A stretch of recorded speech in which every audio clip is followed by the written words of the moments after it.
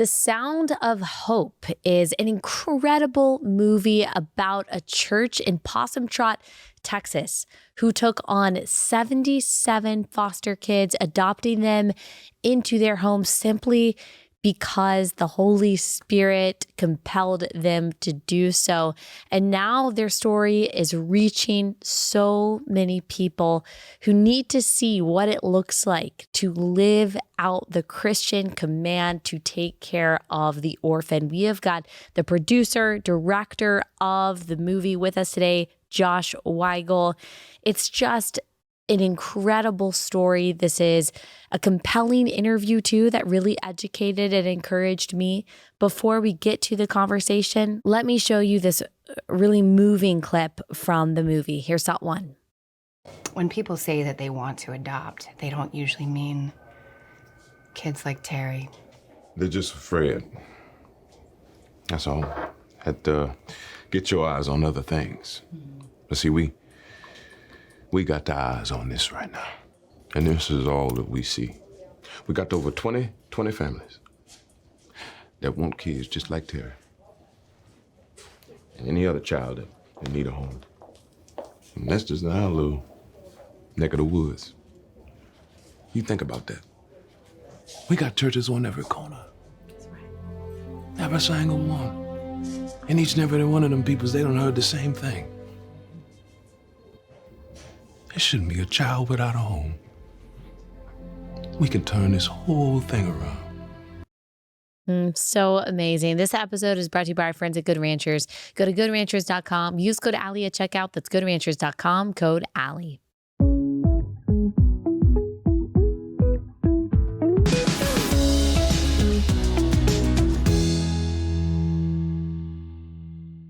Josh, thanks so much for taking the time to join us. Can you tell everyone who you are, what you do? Yes, I'm Josh Weigel. I was a director, producer, and writer with my wife. She and I produced and wrote the film, Sound of Hope, the Story of Possum Trot. So glad to be here. Really glad. Appreciate you. Tell us how you got into producing this movie. Well, we've been in the business for a long time. I think we're in LA for 23 years, starting in 1998. And, we're working on a feature film called The Butterfly Circus, based on a short film we did back in 2010, and making really exciting progress, but we just couldn't quite get the right deal to work out. And then we came across this story, partly because my wife and I adopted two of our kids, and so we were kind of already in that world and living it. And Rebecca works extensively in Los Angeles, connecting churches to this issue and trying to get more people involved. And so along the way, she needed a speaker, found Bishop Martin, and we kind of remembered the story had happened about this community somewhere that adopted all these kids. And long story short, she called him up, and within days, we had decided this could be, an important movie. And my thinking was, we just got to figure out how to make it a movie, because it's a big story and it's a lot. So it took a little while, but we immediately felt like compelled to do this. And we left everything that we were working on just to focus singularly on this at that time. And obviously people are going to watch the movie, which came out on July 4th, to get all of the details about the story. But give us a summary. Why was this such a powerful testimony that you guys wanted to bring to the screen? Love to. Yeah. So very briefly, First Lady Donna Martin went through some tough times losing her mom. And through that process, she kind of came to a place with God where she felt like he was telling her to give back. And this is the wife of the pastor. Yes.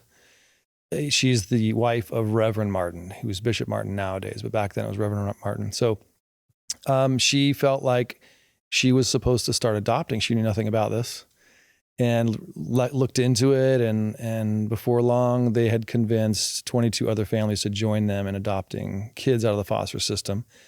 And they ended up adopting 77 kids in this little tiny rural town, East Texas. I mean, it's not even an actual town. It's just a region with a few hundred people in it. But they took on this monumental task with just courage, and, they dove right in. So it was powerful because they were such an example, and I wanted to understand how that worked and how that could do more to the broader issue of the foster crisis. And it wasn't just that they adopted 77 kids out of foster care. They adopted some of the hardest kids to place. Exactly. They purposely chose the kids that were having the toughest time finding a home, right? Yes. Then I think that was one of the things that hooked me personally was, I think everybody, I mean, you hear that. It's one thing if you want a baby, which is fine, but it's a different thing. And so they purposely asked for the kids that were difficult to place, that nobody wanted, which is usually kids who've experienced severe trauma, which some had, and sibling sets is another one.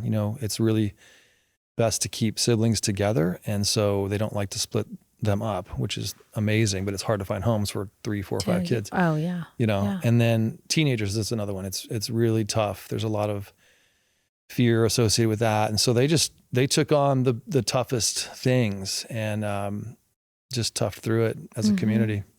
And as you were researching this movie, because you weren't just looking into this particular story, you learned about the foster care system in general, the adoption process in general, working with social workers. And I know that you've adopted 2 of your own kids, but is there anything that you learned in this research process that you didn't already know? Yeah, I'm so glad you asked, because so 2 things going on. We wanted to make a movie that would really stand on its own and entertain and do all the things that movies should do. But movies, no matter what you want them to do, they're going to impact you. They're going to change you somehow. And I love that about them. So this one addresses the whole issue of the foster care crisis, which is what we began to learn more and more about as we got into this. And some of the shocking things are how connected some of the main issues we all see and are brokenhearted about in society, in our cities: homelessness, the overpopulated prisons, child trafficking. All of these things stem from kids who've experienced the foster system. I mean, you just take child trafficking for one. In the film Sound of Freedom, amazing. It revealed this and brought it back to the forefront last year. And there's a connection. It's up to like 90% of the kids in America who are trafficked have spent time in the foster system. Wow. It's a tragedy. And so, but what excited me is that if we can go after this, then we're hitting all of these other things. And it encouraged me, because I think we all want these things to change that are just difficult to deal with. In and of themselves. It's hard to know what do you do about child trafficking. Right. Really tough as an average person. Right. So this is the way you deal with the foster system. You are going to cut off this river of children into the hands of evil people.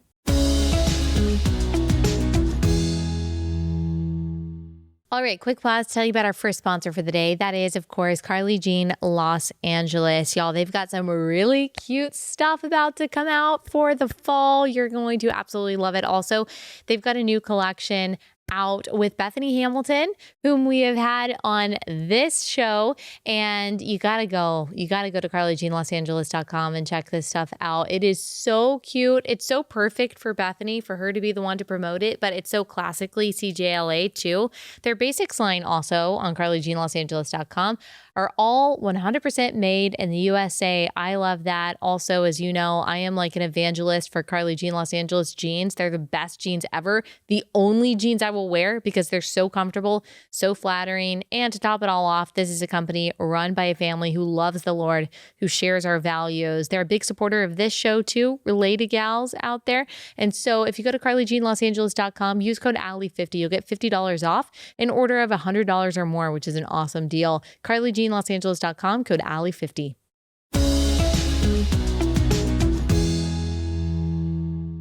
You know, we've had a mom on before, and we've talked about this a couple times, that Christians, at least in some states, are having a hard time getting approved for adoption because they are told if you don't align with the progressive ideological position on LGBTQ issues, if you do not affirm that this child thinks that they're the opposite sex, then you cannot adopt. So it's almost like the state in some cases would rather these kids languish in foster care than be adopted by loving Christian parents.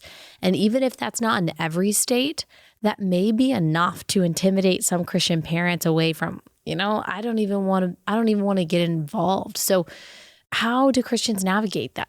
That's a tough issue because, we all have friends probably on both sides of this. And so for me personally, it's difficult to get into this because I know what this can sound like and mean.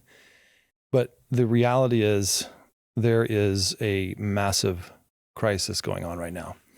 And just in America, you have 400,000 kids in the system and you have 100,000 kids that need homes. And at least 2/3 of the people who are willing to care for these kids, take them in and become family, over 2/3 are Christians. And I speak to this because I am a Christian and because the story is about a church. It's about Bennett Chapel, this community that that's the core of it. And because of that, and the fact that the American church, there's all kinds of things that can help kids that are in these kinds of situations, and we should all care. But when you think about the American church, it's the most connected network of support that there is for all kinds of things. When you think about the care of the children themselves, and then even trying to prevent kids from going into systems, you need a resource like that. You cannot hope to address a crisis like this, reverse a crisis like this, end a crisis like this, if you don't utilize that kind of a resource.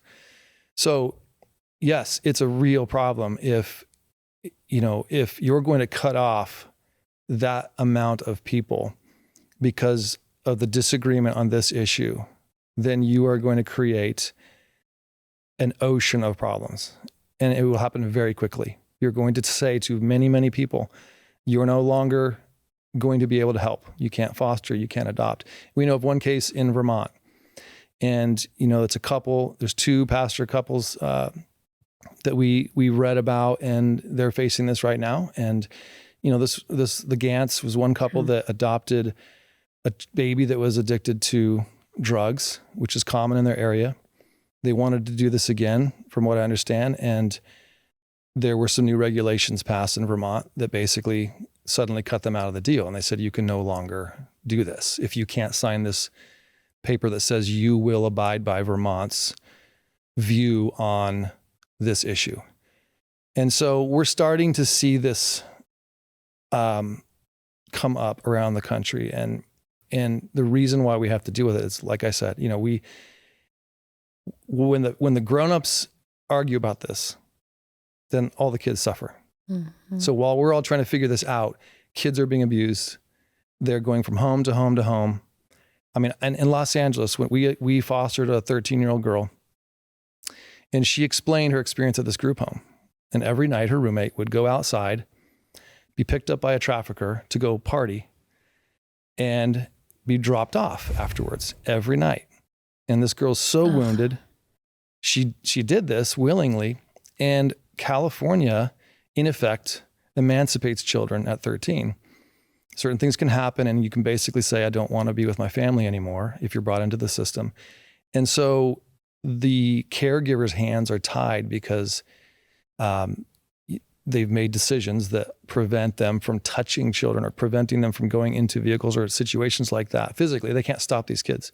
So you can know that's a trafficker. They're getting in a car. As their protector, their guardian, I can't stop them from doing this. So these laws are insane. And we're just feeding this darkness.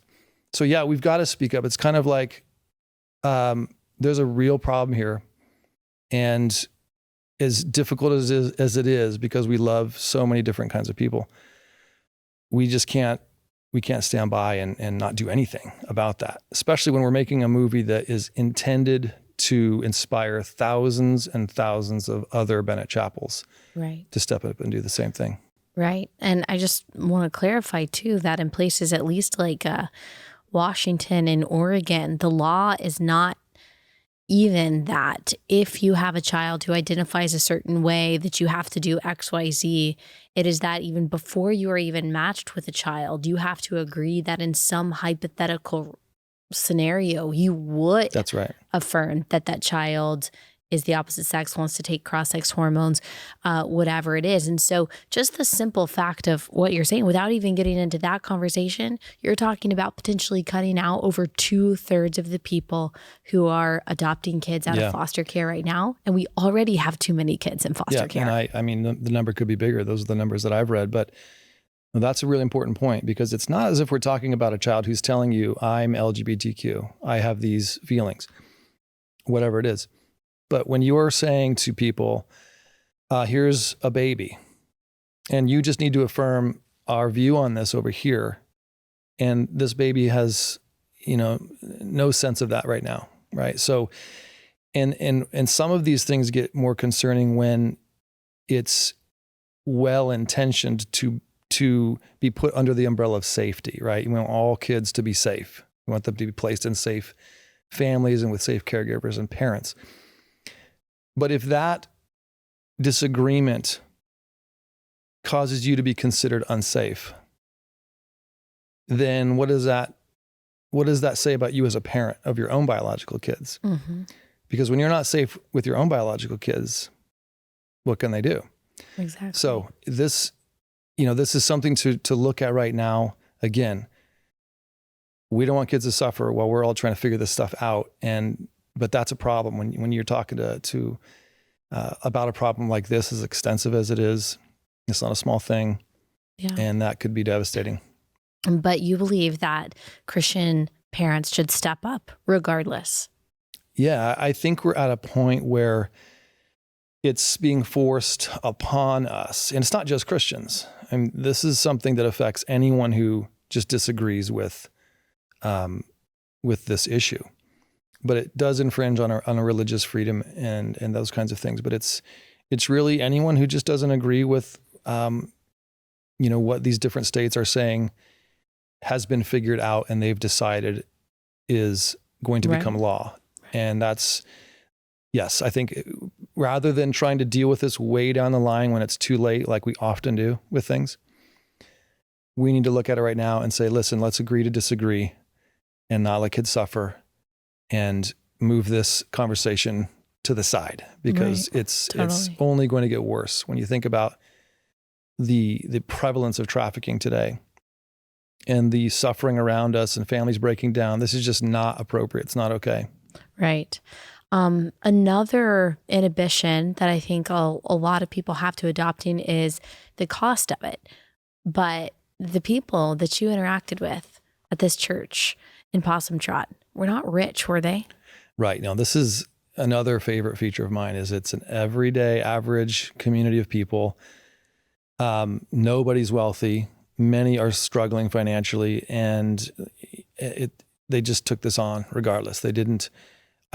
So many of us look at this issue and think, I will consider getting involved once A, B, and C happen. And money is obviously one of the most concerning things because of the cost it takes to raise a child. But what I first want people to understand is the cost actually isn't there if it's from the foster system. There's stipends available usually for families who want to foster and adopt out of the foster system. If you're talking about international adoption, then that's where it gets more costly, and it can be significant. But it's not an issue in the foster system, so that can be taken off your list if you're wondering. But this community, they led the way. They aren't specially trained. They weren't, child welfare workers. These are just average folks, and they made this work as a community. I think that's the main reason why it worked, is that they just they knew how to be community and family already. Yeah, that's the environment that they brought these kids into.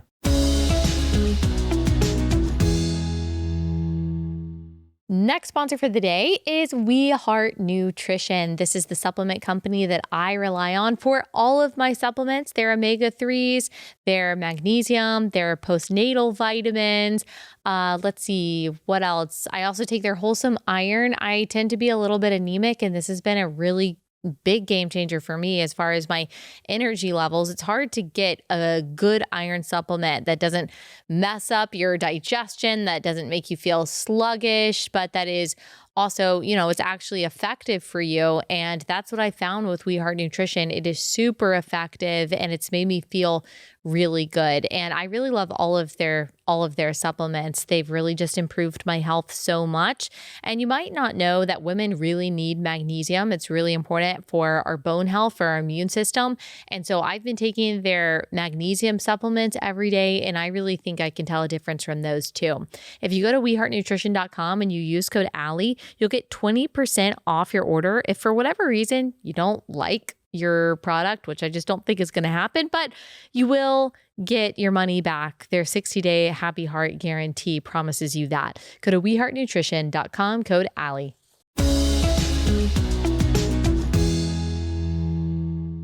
Tell us a little bit more about that. What did that community look like in our highly individualized society? Even those of us who are Christians who are a part of a church, we don't always look like the early church, giving each other everything we have, making sure that no one has a need. And yet it sounds like this church was exactly like the church in Acts 2. So what did you learn about how they interacted with one another? True. And this brings up one of the issues we talked a lot about when developing this, my wife and I, and Joe Knittig, who was the executive producer on this and brought the funding, was authenticity. How do we bring this story to the screen authentically and let it become the tool that can reverse the foster crisis in America? So we were really committed. Like I said earlier, we just felt compelled and overcome by this. So we ended up, after a few years of developing it, the screenplay, we just kind of felt like we hadn't hit bottom, like in a good way. We hadn't hit the deep parts of this story and gotten what we needed. So we ended up moving, Rebecca and I moved our family to East Texas, and we don't live in Possum Trot, but we moved near it so that we could go to church with them and just spend a lot more time with them rather than the typical, research meetings and things like that. So we live close there. I've actually preached a couple times there. He's had me preach, Bishop Martin has, but it gave us such a different perspective, and we were able to see the things you're talking about, with that bond that goes back generations, especially in a lot of these southern, communities that are back in the small town areas. There's such community. The family bond is strong. The church is often that core gathering place. And so it was critical to their success, and we were really inspired by it. And the few times I think we've experienced it, in our own history, Rebecca and I, those are the best church experiences that we have, when you actually feel like you know people and they're sharing burdens. And it probably was the hardest thing about our adoptions is that we didn't have that strong community. It was, you often feel alone, and sometimes all you need is a break, and it's tough to find that. So this community had that part figured out. And this is a predominantly Black church, correct? Yeah. Yep. And I haven't seen that. I just haven't seen that story. You see a lot of stories of white evangelicals adopting. Statistically, that's often how it is. I think this is a remarkable story that I just haven't seen told before. Yeah, I know. It's so started in 1997, and within, I'm just going to say 5 years or so, it had hit the news because of this. It was so unique, and it hit the local news. And then before long, it was on Oprah, Good Morning America. All of these news outlets picked it up, and I think everyone's seeing the same thing. It's one thing for a pastor and a wife, or his wife, or a handful of couples to get excited about this, which you see all over the country. But when a whole community says, we're going to do something about this, I mean, it's remarkable. So 77, that's not the biggest number in the world, but when you think about where that was in a community of a few hundred, it's unbelievable. Yeah. And that had to have unsettled so much of the normal state of affairs for them, just with families and in every way. So it's powerful. It's, I think, what will make this change possible. Mm-hmm. And like you said, it was covered. I saw that People magazine covered it like back in 2012, but I hadn't heard the story. At least I don't remember hearing the story. So I think a lot of people are probably like me. They were, young when this was happening and just maybe not paying attention. And now they're going to be hearing this for the first time. And what do you hope comes out of this? I hope we have... overall, I hope the foster crisis ends in America. I mean, that's the most practical, measurable thing, is that we see the foster crisis and we see every one of those children find a home. And beyond that, I hope we see at least the church, Christians who claim to follow Jesus, who have read the scriptures that say, care for the orphans and the widows, and keep yourself undefiled from the world. You have this responsibility to be like Jesus and to do the things that Jesus did. So I want and pray and hope that we as followers of Jesus step into this in a way that we have never seen, so that this never comes back. I mean, we should have homes for every child in this country. And when that was kind of left to the government to do, we backed off and we forgot about it. We don't think about it anymore. We don't think about these children that are right in our cities, right down the street from us. So I hope that they come back to our minds and that we remember who we are. We realize and embrace that we are meant to actually go into the darkest places in this earth. And if it costs us our comfort and our stability and all of the things that we hold so tightly to as Americans and just humans. I mean, nobody wants to be uncomfortable. But Jesus, he showed us the way to do these kinds of things. It's not just a spiritual change that he was after. It's affect the world around you. And I think that's possible. I think when people see this movie, you're going to feel it, because it's beyond me. It's beyond anyone involved. Like, something's happening that is so exciting and powerful. I hear the reports and how people are moved.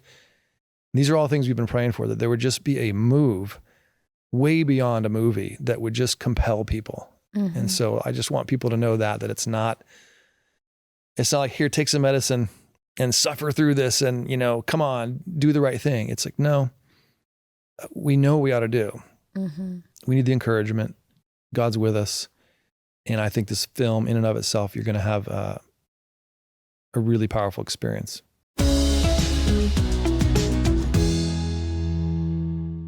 All right, bringing you another unapologetically Christian and pro-life business that you have got to support, and that is 7 Weeks Coffee.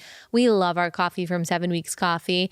7 Weeks is called 7 Weeks because at 7 weeks gestation, that baby inside the womb is the size of a little coffee bean. And so they donate 10% of every sale of their amazing, super high quality, super clean coffee to pregnancy centers and pro-life organizations across the country.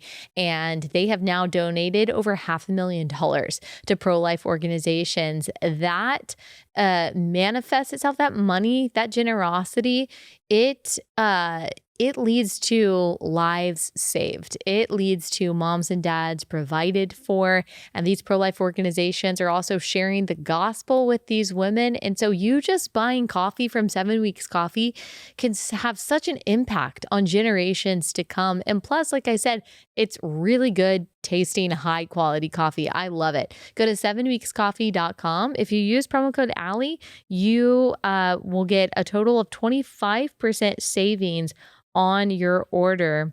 7 Weeks is launching an exciting new initiative called Drink More Coffee, Save More Lives. They are so close to saving 5,000 lives. You'll save 15% when you subscribe to their coffee, then an extra 10% when you use my code Allie. So up to 25% discount when you go to 7weekscoffee.com, code Allie.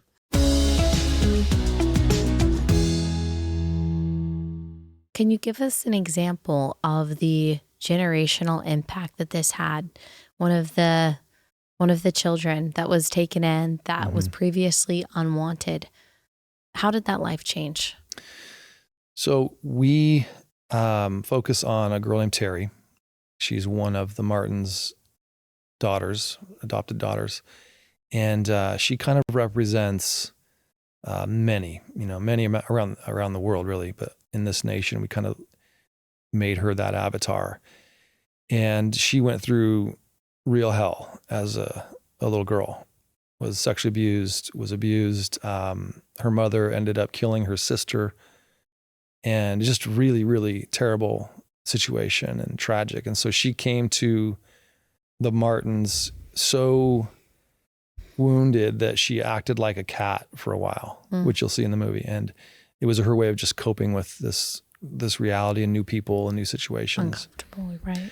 So when we've gotten to know her, she was actually one of the first that we got to meet. And, the story we wanted to tell for the kids' perspective was hers. And we were really hoping that she would be okay with it.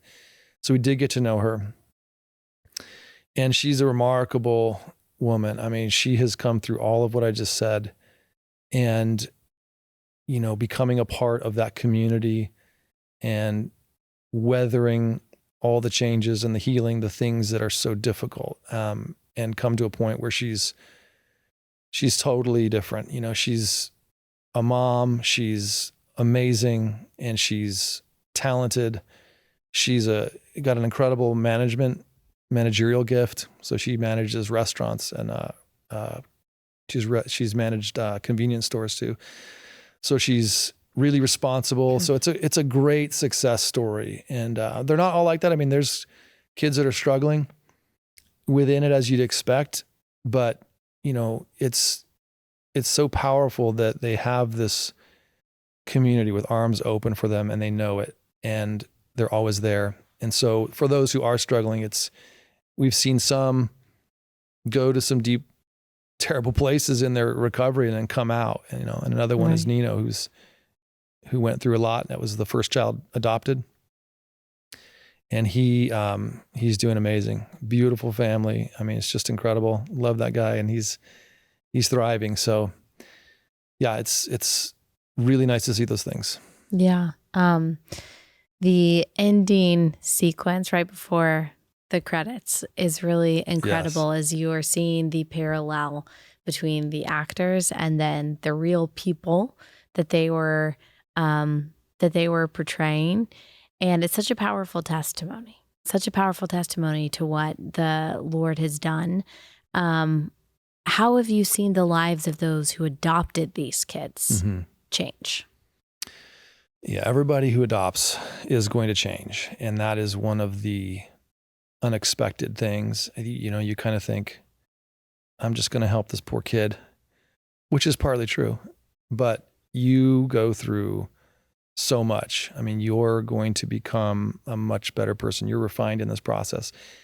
The difficulty of parenting traumatized kids is real.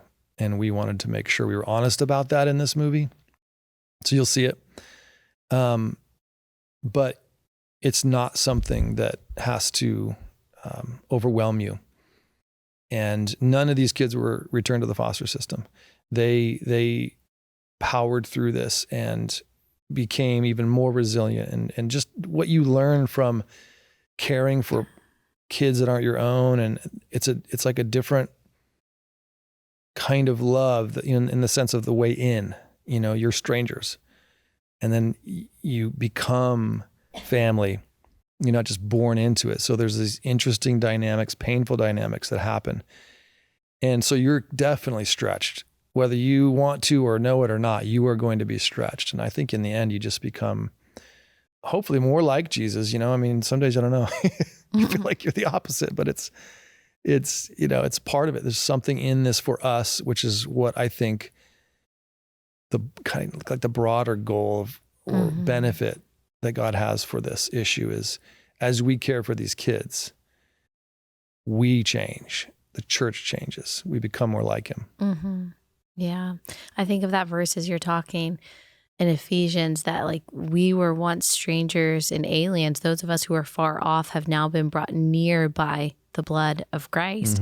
We have been, as Gentiles, adopted into God's family by the blood of Christ, only by his grace. And earthly adoption is such a beautiful example of that, Yes. or such a beautiful earthly metaphor for that. And we get to see through that earthly relationship what God does for us and how much he loves us.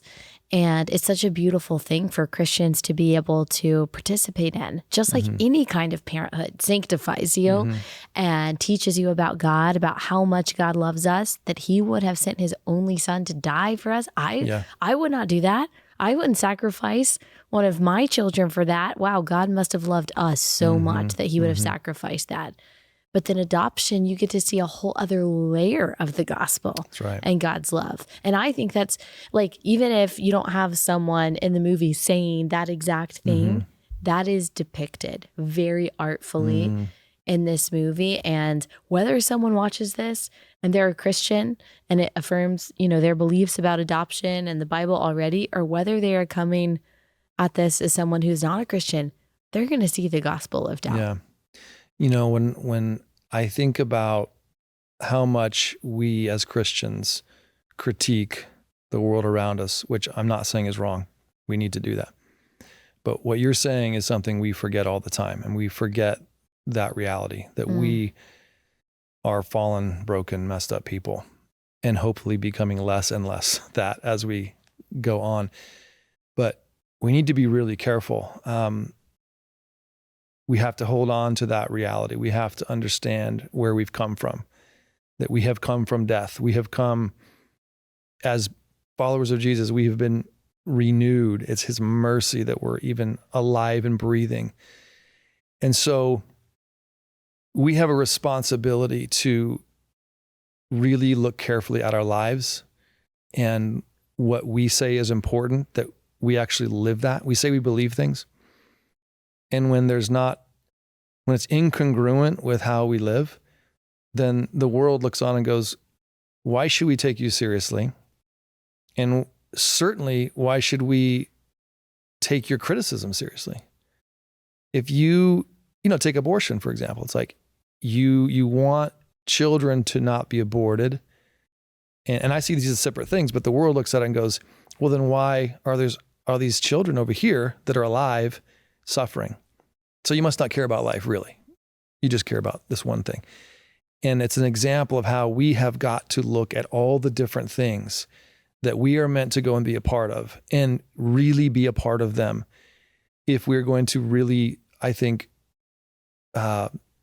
be living out our faith appropriately, and expect for anyone to take us seriously when we're talking about these really difficult issues that, people who don't believe like us don't see the same way. So I'm urging us as followers of Jesus to lose our lives for him. I mean, those are the scary verses we don't talk about.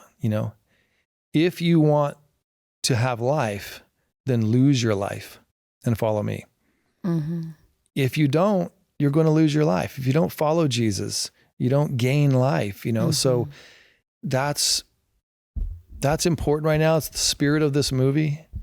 It's get up and do what you believe you ought to do, what you were made to do.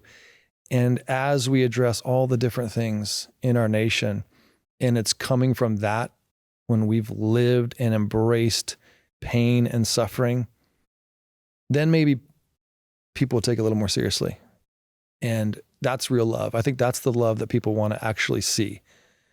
So it's there in this movie.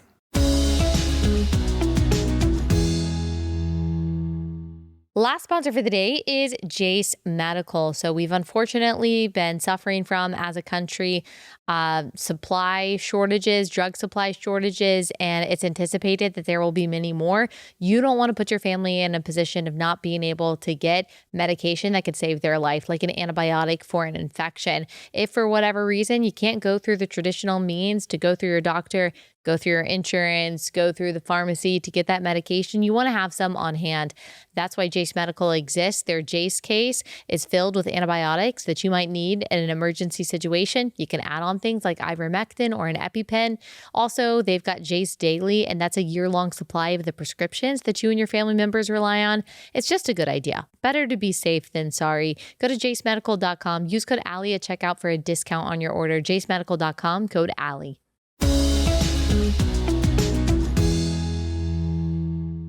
I definitely think that the movie will compel people in that way. Of course, there will always be people, because they don't know the gospel and they don't know Christ, who will malign Christianity no matter what. That's right. And I think about just the history of Christianity, and I've talked about it so many times on this show, but there's a book called When Children Became People by Owen Backey that he wrote, I think 20 years ago now, but it's about pagan Greece and Rome and how children were subjugated. They were treated as sex slaves. The infant mortality rate was so high that they didn't want to get too attached to their kids. And so they would treat them in all sorts of horrible ways. At best, they were seen as maybe inheritors of wealth if you had wealth. And then at worst, they were seen as basically animals. Yeah. And in Rome, they didn't have the physical power that gave them value. In Greece, they didn't have the intellectual power that gave them value. And so they were seen as less than. And this historian, Owen Backey, the reason it's titled When Children Became People is because when Christians came on the scene, they changed how the world saw children. When Christians introduced this message of Imago Dei, and we are all equally, as you said, dead in sin apart from Christ. We all need, by grace through faith, to be made alive in him. That means the widow, the poor person, the sick, the disabled, the child. That person all has value. Those people all have value, and they actually need more help than less. And that revolutionized how the world, over time, saw people. That's why Christians invented orphanages. That's why we have been at the forefront of adoption and helping these vulnerable children and vulnerable populations. And we need to see our task as the common task of the Christian. What Christians have been doing for 2,000 years, that baton is still being passed to Christians today. And in an increasingly secular world where we see the prevalence of abortion, where we see the sexualization of children, the objectification of children, like Christians still have the responsibility, just like we did in ancient Greece and Rome, to say, no, those people are made in the image of God. And we are going to, as you said, through our actions, show that they have dignity and worth. Yeah, I love it. That's exactly right. And I don't mean that we can't have the life that America allows for. I mean, what America has done historically in this world is incomprehensible.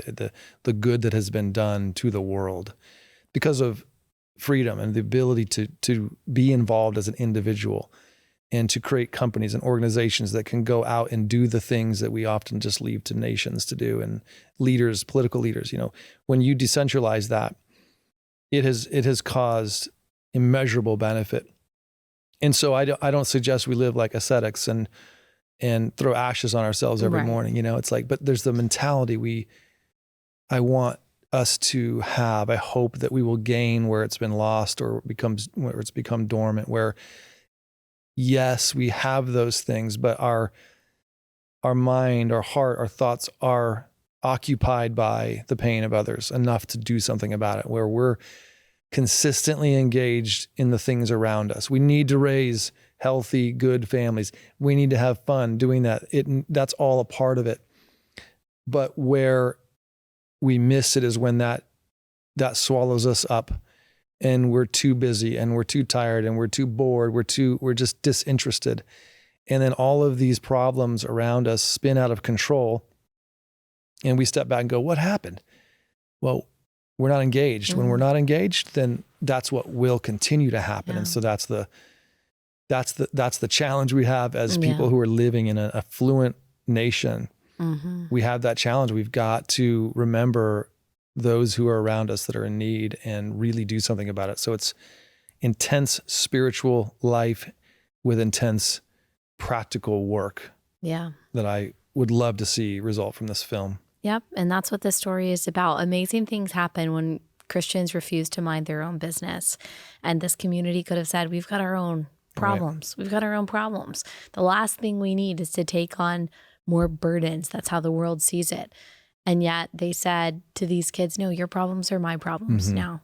And that's so powerful. So where can people find how to see this movie? So you can actually see it today. And when you see the movie, you're going to be able to get involved as well. It's not just raise awareness and walk away. It's raise awareness, go see the movie, tell people about it. You're going to laugh. You are going to cry. You're going to have an experience. And then there's going to be a chance to connect to a website that can get you involved. You can actually help your church get involved like Bennett Chapel did. You can learn about fostering and adopting and get involved in that.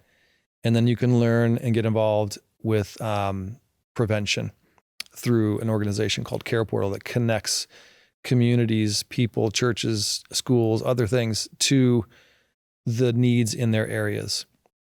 So that's available after the movie. If you stick around for the end, you'll be able to be connected immediately to getting involved. Awesome. Well, thank you so much. And we'll provide the link for everything in the description of this episode so people can easily check it out. Josh, I appreciate you. I appreciate the work that y'all have done on this. Thank you. It really is amazing. It's inspiring. It really is. This is such a good movie. Great acting, well made, amazing storytelling. And it should be the MO of Christians to take upon the burdens of their community. So thank you so much. Love it. Thank you so much for having me here. It's been great.